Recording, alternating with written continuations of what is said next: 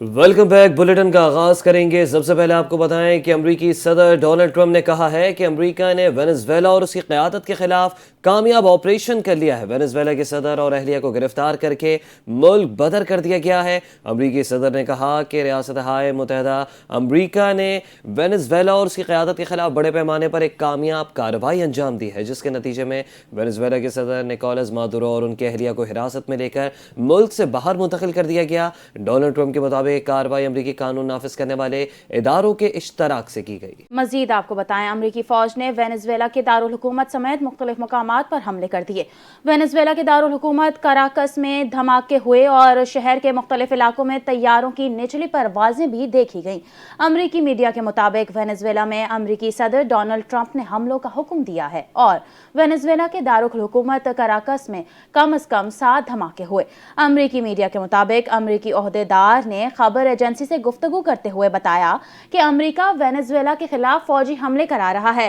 Venezuela حکومت نے تصدیق کی ہے کہ حملے کراکس، میرانڈا، اراگوا اور لاگویرا ریاستوں میں ہوئے ہیں۔ ان امریکی حملوں کا مقصد وینزویلا کے تیل اور معدنیات پر قبضہ کرنا ہے۔ وینزویلا حکومت نے حملوں پر رد عمل دیتے ہوئے کہا ہے کہ امریکہ ہمارے وسائل حاصل کرنے میں کامیاب نہیں ہوگا۔ ہم امریکہ کی فوج جارحیت کو مسترد کرتے ہیں۔ وینزویلا کے صدر نے حملوں کے بعد ملک میں ایمرجنسی نافذ کر دی ہے۔ دوسری طرف روسی میڈیا کا یہ دعویٰ ہے کہ امریکی حملوں میں وینزویلا کے دفاعی ہیڈ کوارٹرز کو نشانہ بنایا گیا ہے اور وینزویلا کے صدر صدارتی محل چھوڑ کر چلے گئے ہیں۔ روسی میڈیا کا کہنا ہے کہ وینزویلا کے کئی جزائر میں امریکی میریز کے زمینی آپریشن شروع کرنے کی غیر مصدقہ اطلاعات آئی ہیں۔ اسی حوالے سے کولمبیا کے صدر نے کہا ہے کہ کراکس پر میزائل داغے جا رہے ہیں اور کراکس حملوں پر UN سلامتی کونسل کا ہنگامی اجلاس بلایا جائے۔ ہم خبر کہ پاک فضائیہ نے مقامی طور پر تیار کردہ تیمور ویپن سسٹم کا کامیاب فلائٹ ٹیسٹ کیا ہے۔ ISPR کے مطابق Taimoor air launch cruise missile 600 kilometre تک زمینی بحری اہداف کو نشانہ بنانے کی صلاحیت رکھتا ہے۔ ISPR کا بتانا ہے کہ کم بلندی پر پرواز کی صلاحیت دشمن کے ایئر اور میزائل ڈیفنس سسٹمز کو چکمہ دینے میں بھی مؤثر ہے، جبکہ تیمور کروز میزائل جدید نیویگیشن اور گائیڈنس سسٹم سے لیس ہے۔ ISPR کا کہنا ہے کہ تیمور میزائل کی کامیابی سے پاک فضائیہ کی روایتی دفاعی صلاحیت میں بھی نمایاں اضافہ ہوا۔ تیمور ویپن سسٹم علاقے سیکورٹی ماحول میں پاکستان کے قابل اعتماد دفاع کو مضبوط بناتا ہے۔ تیمور میزائل کا کامیاب تجربہ قومی سلامتی کے اہداف کے حصول کی عکاسی کرتا ہے۔ یہ کامیابی قومی عزم اور تکنیکی خود کفالت کا ثبوت ہے۔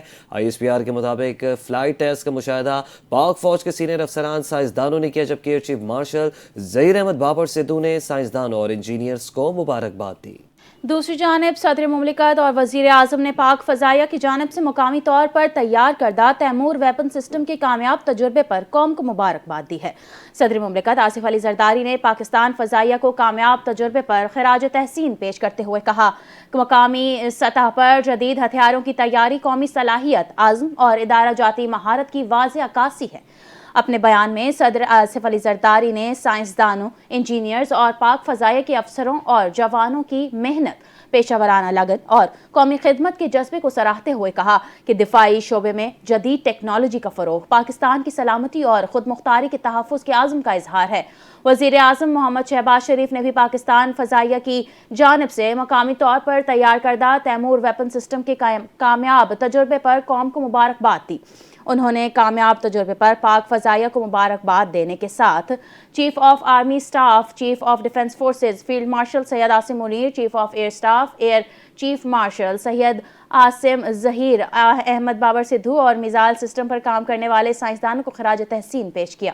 فیض آباد بس اسٹینڈ پر پیش آنے والے افسوسناک حادثے میں آزاد کشمیر سے تعلق رکھنے والا نوجوان سعد عباسی جاں بحق ہو گیا۔ ذرائع کے مطابق تیز رفتار بس کے ڈرائیور نے غفلت لاپرواہی کا مظاہرہ کرتے ہوئے بس اسٹینڈ پر کھڑے نوجوان کو کچل دیا۔ مزید تفصیلات جانتے ہیں ہمارے نمائندے فیصل عظیم سے جو ہمارے ساتھ موجود ہیں۔ جی فیصل، تفصیلات بتائے گا، حادثہ کیسے پیش آیا؟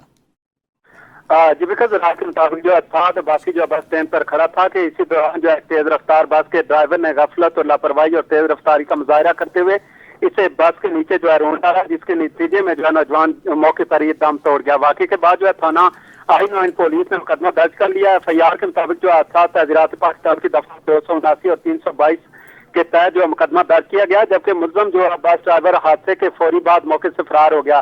ذرائع کا کہنا ہے کہ حادثے کا ذمہ دار جو ڈرائیور ہے بغیر ڈرائیونگ لائسنس کے بس چلا رہا تھا، جو نہ صرف ایک سنگین قانونی خلاف ورزی ہے بلکہ ٹریفک پولیس اور متعلقہ حکام کی کارکردگی پر بھی سوالیہ نشان ہے کہ بغیر لائسنس جو ہے ڈرائیور کیسے سڑکوں پر بسیں چلاتے رہے۔ ملزم کی عدم گرفتاری پر جام باغ نوجوان کے لواحقین میں شدید غم و غصہ پایا جاتا ہے۔ اہل خانہ نے خبردار کیا ہے کہ اگر ملزم کو فوری طور پر گرفتار نہ کیا جائے تو وہ کوالہ پل جو ہے بند کر کے احتجاج پر مجبور ہوں گے۔ شہری حلقوں نے بھی اس واقعے پر شدید جو ہے تشویش کا اظہار کرتے ہوئے مطالبہ کیا کہ ملزم پر بس ڈرائیور کو فوری گرفتار کیا جائے اور بغیر لائسنس ڈرائیونگ کے خلاف جو مؤثر اور سخت کارروائی کی جائے اور ٹریفک پولیس کی غفلت کا بھی تعین کیا جائے تاکہ آئندہ ایسے افسوسناک واقعات کی روک تھام ممکن ہو سکے۔ جی ٹھیک ہے، اپڈیٹ کرنے کا بے حد شکریہ۔ خبر یہ ہے کہ پاکستان نے بھارتی وزیر خارجہ جے شنکر کے حالیہ غیر ذمہ دارانہ بیانات کو دو ٹوک انداز میں مسترد کرتے ہوئے کہا ہے کہ اسلام آباد سینتاس معاہدے کے تحت اپنے جائز حقوق کے تحفظ کے لیے تمام ضروری اقدامات کرے گا۔ مدارس میں ایک تقریب سے خطاب کرتے ہوئے انڈین وزیر خارجہ نے پاکستان کا نام لیے بغیر کہا کہ اگر کوئی ملک جان بوجھ کر مسلسل اور بلا ندامت دہشت گردی جاری رکھنے کا فیصلہ کرتا ہے تو ہمیں اپنے عوام کے دفاع کا حق حاصل ہے۔ وزارت خارجہ کے مطابق بھارت کی جانب سے معاہدے کی کسی بھی یک طرفہ خلاف ورزی سے علاقائی استحکام کو نقصان پہنچے گا اور ایسی ریاست کے طور پر اس کی ساکھ پر سوالات اٹھے گا جو بین الاقوامی قانونی ذمہ داریوں کے احترام کا دعویٰ کرتا ہے۔ خیال رہے پاکستان نے بھارت کی جانب سے سینتاس معاہدے کی یک طرفہ خلاف ورزی پر متعدد بار تشویش کا اظہار کرتے ہوئے اس اقدام کو غیر قانونی اور ملک کے لیے سرخ لکیر قرار دیا ہے۔ وال اسٹریٹ جرنل نے بھارتی وزیر اعظم نریندر سنگھ مودی اور ان کی حکومت کے فاشسٹ اور ہندوفتہ طرز حکمرانی پر مبنی رویے کو کھلی چارج شیٹ میں بیان کیا ہے۔ رپورٹ کے مطابق 2014 کے بعد بھارت میں مسلم اور مسیحی اقلیتوں کے بنیادی حقوق بشمول رہائش، ملازمت، ووٹ کے حقوق پر خطرناک حد تک پابندی عائد کی گئی۔ رپورٹ میں کہا گیا کہ مودی حکومت اقلیتوں کے خلاف مذہبی نسلی امتیاز روا رکھتی ہے اور شدت پسند گروہوں کے مظالم کو سرکاری تحفظ حاصل ہے۔ 2025 تک بھارت میں مسیحیوں پر 706 حملے ریکارڈ ہوئے جن میں گرجا گھروں پر حملے، کرسمس، علامتوں کی توہین شامل ہے۔ رپورٹ میں بھی کہا گیا کہ مودی کا چرچ میں جانا لیکن ان حملوں کی مذمت نہ کرنا شدت پسندوں کے لیے سرکاری اشارہ ہے۔ وال اسٹریٹ جرنل کے مطابق بھارت میں سیکولرزم صرف نعرہ بن کر رہ گیا اور ملک کی جمہوریت اکثریت ریاست میں تبدیل ہو چکی ہے۔ اقلیتیں خوف اور عدم تحفظ کا شکار ہے جبکہ اینٹی کنسورشن قوانین اور پولیس رویہ مذہبی تشدد کو تحفظ فراہم کر رہے ہیں۔ آپ کو بتائیں بھارت میں امریکی H1B ویزوں کے حصول کے لیے جعلی ڈگریوں اور رشوت کے ذریعے منظم فراڈ کا بڑا نیٹ ورک سرگرم ہے۔ کیرالہ، تامل ناڈو، کرناٹک، مہاراشٹرا، گوا اور دہلی سمیت متعدد ریاستوں میں یہ گروہ لوگوں کو بیرون ملک ملازمت کے جھانسے دے کر جعلی ڈگریاں فراہم کرتا رہا ہے۔ بھارتی جریدے دی کمیون کے مطابق کیرالہ پولیس نے اس سلسلے میں 100 کروڑ روپے کے فراڈ میں ملوث متعدد افراد کو گرفتار کیا جن سے 22 یونیورسٹیوں کے 1 لاکھ سے زائد جعلی سرٹیفکیشن بھی برآمد کی گئی۔ مرکزی ملزم دھنیش عرف ڈینی گھر پر جعلی ڈگریوں کی پرنٹنگ میں مصروف تھا۔ پولیس نے 28 یونیورسٹی کو جعلی مہریں اور مارک شیٹس بھی ضبط کی۔ امریکی سینٹر فار امیگریشن اسٹڈیز کی ڈائریکٹر جیسیکا وان نے بھارت میں جاری H1B ویزا نظام کو بڑا فراڈ قرار دیا۔ ان کے مطابق بھارت میں روزانہ 200 سے زائد H1B ویزے جاری کیے جاتے ہیں جن میں سے 80 سے 90% جعلی ہیں۔ انہوں نے کہا کہ بھارتی شہری ویزا کے حصول کے لیے جعلی اسناد اور بینک اسٹیٹمنٹس فراہم کرتے ہیں اور اس کے لیے بھاری رشوت بھی دیتے ہیں۔ بھارتی میڈیا کے مطابق ایک جعلی ڈگری کی قیمت تقریباً $1,400 رکھی گئی ہے جو اب تک 36,025 جعلی ڈگریاں فروخت ہو چکی ہیں۔ امیر جماعت اسلامی حافظ نعیم الرحمان کا کہنا ہے کہ جنریشن زی کو حالات کے رحم و کرم پر نہیں چھوڑا جا سکتا۔ اگر ان کی بات نہیں سنی گئی تو ملک میں انارکی پھیلے گی۔ ضروری ہے کہ جماعت اسلامی جیسی جماعتوں کا راستہ نہ روکا جائے۔ ہم کسی سے بھی ایک ووٹ اضافی نہیں مانگتے مگر جو ہمارا ووٹ ہے وہ ہمیں دیا جائے۔ تو ایک صاحب آئے تھے اور انہوں نے کہا تھا کہ ہم سسٹم ختم کر دیں گے سندھ سے۔ وہ سسٹم کو اٹھا کے اسلام آباد لے گئے۔ اب پوچھیں نا ان سے کہ جن کے پاس طاقت ہے، جو بڑے بڑی دعوے کرتے ہیں، وہ ٹاپ کی جگہوں پر جا کے سسٹم کو بٹھا دیتے ہیں تو سسٹم ختم کیسے ہوگا؟ اور ہم یہ چاہتے ہیں کہ لوکل باڈیز کو بااختیار بنایا جائے، معیشت کو ٹھیک کیا جائے، ہمارے یہ جو ٹریڈ ڈیفیسٹ ہے اس کو کم کیا جائے، جو لگژری آئٹمز ہیں ان کے اوپر ٹھیک ہے، اگر پابندی نہیں لگ سکتی، آپ کے ایشوز ہیں، انٹرنیشنل معاہدے ہیں، تو آپ بالکل وہی جو آپ نے ٹرم استعمال کی ہے ایک ٹیرف کی، جی ہاں، تو اس کو کر کے آپ جو ہے وہ ان کو منیمائز کر سکتے ہیں اور آئی ٹی ایکسپورٹ بڑھ سکتی ہے۔ اس وقت پاکستان میں آئی ٹی ایکسپورٹ کا جو پوٹینشیل ہے وہ کچھ نہیں $20 بلین کا ہے، جو ابھی $4 بلین بھی نہیں ہے۔ اس جنریشن زی کو ہم حالات کے رحم و کرم پہ نہیں چھوڑ سکتے۔ اس جنریشن زی کی جو خوبیاں ہیں ان کو استعمال کریں گے، جو خامیاں ہیں اس کو اوور کم کریں گے۔ اگر اس جنریشن زی میں کوئی پرابلم ہے تو کس کی پیدا کرتا ہے؟ یہ اچانک سے تو نہیں پیدا ہو گئی نا بھائی، ہماری پرانی نسل نے اپنا کام نہیں کیا تو یہ نسل اس طرح سے کام کر رہی ہے۔ اس لیے اس نسل کی تربیت کرنا ہماری ذمہ داری ہے۔ یہ کچھ کام کرنا چاہتے ہیں، ان کو آپ کام نہیں دیتے، یہ پڑھنا چاہتے ہیں، آپ پڑھاتے نہیں ہیں، یہ بولنا چاہتے ہیں، آپ بولنے، یہ رائے دیتے ہیں، آپ کچل دیتے ہیں، تو پھر کیسے آپ ان کو قابو نہیں کر سکتے؟ اگر کوئی صحیح ڈائریکشن نہیں ہوئی، جماعت اسلامی جیسے لوگوں کا راستہ روکا گیا، جیسا کراچی میں روکا، تو پھر اس جنریشن زی کو کون سنبھالے گا؟ کراچی کے علاقے مائی کولاچی روڈ پر مین ہول سے ملنے والی لاشوں کا پوسٹ مارٹم مکمل کر لیا گیا۔ پولیس سرجن کے مطابق لاشوں کے سر، چہرے اور گردن پر گہرے زخموں کے نشانات ہیں۔ مزید تفصیلات اس رپورٹ میں۔ نئے سال کا پہلا اندوہناک واقعہ مائی کولاچی روڈ پر مین ہول سے ملنے والی خاتون، لڑکی اور 2 لڑکوں کی لاشوں کا پوسٹ مارٹم مکمل کر لیا گیا۔ پولیس سرجن کراچی کے مطابق 40 سالہ خاتون کی کھوپڑی پر گہری چوٹ کے نشانات ملے۔ 10 سالہ لڑکے کو گلا کاٹ کر قتل کیا گیا۔ 13 سے 14 سالہ لڑکے اور 15 سالہ لڑکی کے سر، چہرے اور گردن پر متعدد زخموں کے نشانات تھے۔ زیادتی اور زہر خورانی کی تحقیقات کے لیے تمام لاشوں سے نمونے جمع کر لیے گئے۔ تقریباً 4 کے قریب ڈیڈ باڈیز نکلی ہے، جس میں 2 میل ہے اور 2 فیمیل ہے، اور ابھی کرائم سین بھی ہے، علاقہ ایس ایچ او بھی ہے، ڈی ایس پی تمام حضرات پہنچ چکے ہیں۔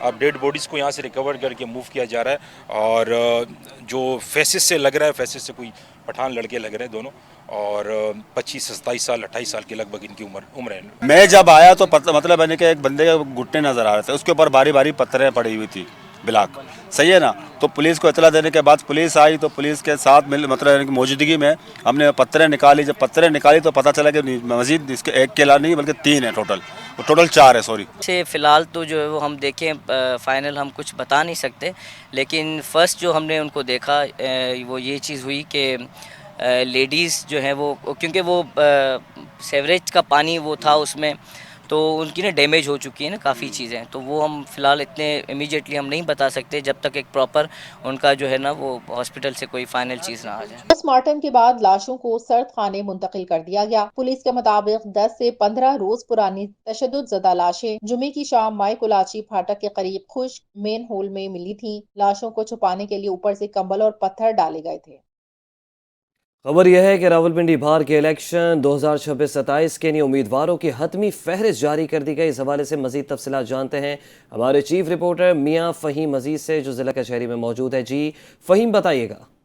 جس ٹائم میں موجود ہوں ضلع کچہری راولپنڈی میں، جہاں پہ ڈسٹرکٹ بار ایسوسی ایشن کے سال 2026-27 کے لیے الیکشن ہونے جا رہے ہیں، اور ان امیدواران کی حتمی فہرستیں جاری کر دی گئی ہیں۔ اگر میں بات کروں صدارت کے امیدواروں کی تو 3 امیدوار ہیں صدارت کے، جن میں ملک طارق ساجد اوان ہے، دوسرے نمبر پہ سردار بلال قیوم خان ہے، اور تیسرے نمبر پہ اسد محمود راجہ ہیں۔ اگر اس کے علاوہ بات کی جائے نائب صدر کی، تو نائب صدر کے لیے 2 نام جو ہیں وہ سامنے آئے ہیں۔ ایک نام شازیہ یاسین ہاشمی اور دوسرا نام محمد عمران مرزا کا ہے۔ اگر جنرل سیکرٹری کی بات کروں تو جنرل سیکرٹری کے لیے 5 امیدوار میدان میں سامنے آئے ہیں، جن میں سے سب سے پہلے شناز بیگم راجہ ہیں، دوسرے نمبر پہ ساجد رضا بلوچ ہیں، تیسرے نمبر پہ مہران اعجاز انور چودھری ہیں، چوتھے نمبر پہ قمر الاسلام نیازی ہیں، اور 5ویں نمبر پہ سید اقتدار حسین شاہ ہیں۔ اگر اسی طرح بات کی جائے جوائنٹ سیکرٹری کی، تو جوائنٹ سیکرٹری کے 2 امیدوار میدان میں اترے ہیں، جن میں سے احسن سلیم منج ہیں، اور ان کے نیچے دوسرے امیدوار ہیں شیخ صدام طارق نام ہے ان کا۔ فائنانس سیکرٹری کی بات کی جائے تو فائنانس سیکرٹری کے 3 امیدوار جو ہیں وہ میدان میں آئے ہیں، ان میں سے ایک محمد عمر ہیں، عبد القدوس ہیں، اور تیسرے نمبر پہ ماہر عامر شہزاد کا نام سامنے آیا ہے۔ اگلے ہفتے ووٹر اور سپورٹر اپنا حق رائے دہی استعمال کرتے ہوئے اپنی پسندیدہ امیدواروں کو ووٹ دے کر کامیاب بنانے کی کوشش کریں گے۔ انشاءاللہ صبح 8 بجے ووٹنگ کا سلسلہ شروع ہوگا اور شام 5 بجے تک یہ سلسلہ جاری رہے گا۔ جی सीनियर वजीर सिंध शर्जील इनाम मेमन का कहना है कि हकाइक के मनाफी और नफरत पर मबनी बयानात और सोशल मीडिया के सस्ते नारों से तारीख नहीं बदली जा सकती। उन्होंने मजीद कहा कि पाकिस्तान पीपल्स पार्टी ना माजी में कराची के मसाइल से गाफिल रही, ना ही आज है। पानी, सीवरेज और सड़कों और इंफ्रास्ट्रक्चर के मसाइल साबिका नाम नहाद शहरी हुकूमतों की दहाइयों की गफलत का नतीजा हैं। शर्जील इनाम मेमन के मुताबिक पीपल्स पार्टी वाहिद जमात है जो अमली इकदामात के जरिए आवाम के मसाइल हल कर रही है। K4 मनसूबा, solid waste management, bus services और दीगर तरक्याती मनसूबे हुकूमती कारकर्दगी का सबूत हैं। उनका कहना था कि सिंध हुकूमत वसाइल की मुनसिफाना तकसीम पर यकीन रखती है और कराची का पैसा कराची ही पर खर्च किया जाता है। सिंध के सरकारी अस्पताल जदीद सहूलियात फराहम कर रहे हैं और उनका मॉडल दीगर सूबों के लिए मिसाल बन चुका है। इंसदाद दहशत गर्दी अदालत में एयरपोर्ट खुदकुश हमले में दहशत गर्दों की फंडिंग से मुतालिक केस की समाअत जेल कॉम्प्लेक्स में हुई। जेल हुकाम ने गिरफ्तार मुलजिम सईद को अदालत में पेश किया, जबकि जमानत पर रहा शरीक मुलजिम निजी बैंक मैनेजर बिलाल भी अदालत में पेश हुआ। अदालत ने दोनों मुलजिमान पर फर्द जुर्म आयद कर दी, तहम मुलजिमान ने सेहत जुर्म से इनकार किया। अदालत ने आइंदा समाअत पर गवाहान को नोटिस जारी करते हुए केस की मजीद समाअत 10 जनवरी तक मुलतवी कर दी। प्रोसिक्यूशन के मुताबिक मुलजिमान पर एयरपोर्ट बम धमाका केस में दहशत गर्दों की माली मावनत का इल्ज़ाम है, जबकि खुदकुश हमले में इस्तेमाल होने वाली गाड़ी की खरीदारी में सहूलत कारी भी इन्हीं मुलजिमान ने की। अदालत ने केस में मफरूर मुलजिमान को इश्तहारी कलअदम तंजीम BLA से ताल्लुक़ रखने वाले बशीर ज़ेब और गुल रहमान को मफरूर करार दिया जा चुका है। न्यूज़ बुलेटिन से फिल वक्त के लिए इतना ही। मज़ीद खबरों के लिए देखते रहिए NTN न्यूज़।